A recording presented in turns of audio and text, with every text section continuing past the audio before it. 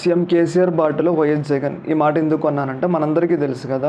గత ప్రభుత్వంలో కేసీఆర్ కూడా ఎన్నికలకెళ్ళే ముందు మేనిఫెస్టోలో ఎలాంటి కొత్తవి చేర్చకుండా, కొత్త పథకాలు చేర్చకుండా అవే పథకాలతో తనకు గెలుస్తా అని చెప్పేసి ఎన్నికల్లోకి వెళ్ళడం జరిగింది. మనందరికీ తెలుసు ఎన్నికల్లో ఎలాంటి రిజల్ట్ వచ్చిందో. అలాగే ఒకవైపు కాంగ్రెస్ పార్టీ ఉంది కదా! కాంగ్రెస్ పార్టీ తన యొక్క 6 గ్యారంటీల పేరుతో ప్రజలకి బలంగా వెళ్ళి ఆ యొక్క పథకాలను ప్రజల్లోకి బలంగా తీసుకెళ్ళి కాంగ్రెస్ పార్టీ తెలంగాణలో అధికారం రావడం జరిగింది. కేసీఆర్ ఓడిపోవడం జరిగింది. కేసీఆర్ తన యొక్క ఓవర్ కాన్ఫిడెన్స్‌తో ఆ యొక్క పథకాలు నన్ను గెలిపిస్తే అనే కాన్ఫిడెన్స్‌తో ఎలాంటి కొత్త పథకాలు చేర్చకుండా ఎన్నికల్లోకి వెళ్ళడం జరిగింది. కానీ ఒకవైపు కాంగ్రెస్ మాత్రం ప్రజల్లోకి విస్తృతంగా 6 గ్యారంటీలు తీసుకెళ్ళి ఎన్నికల్లో గెలవడం జరిగింది.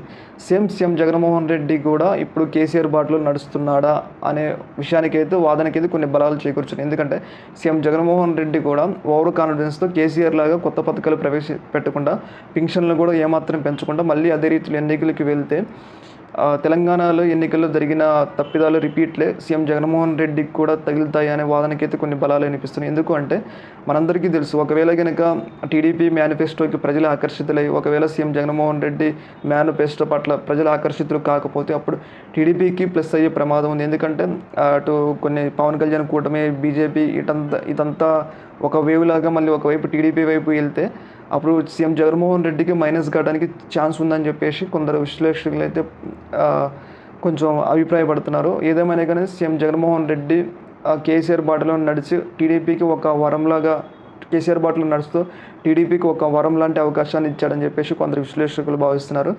తన యొక్క మేనిఫెస్టోలో కొన్ని మార్పులు చేర్పులు చేర్చుకుంటే ప్రజల నుంచి కొంచెం మంచి రెస్పాన్స్ వస్తుంది. కాదు అలాంటి ఏమీ వెళ్ళకుండా ఓన్లీ పాత పథకాలతోనే వెళ్ళి టీడీపీకి ఒక మంచి అవకాశం ఇస్తుండని చెప్పేసి కొందరు రాజకీయ విశ్లేషకులు అయితే భావిస్తున్నారు. ఓకే.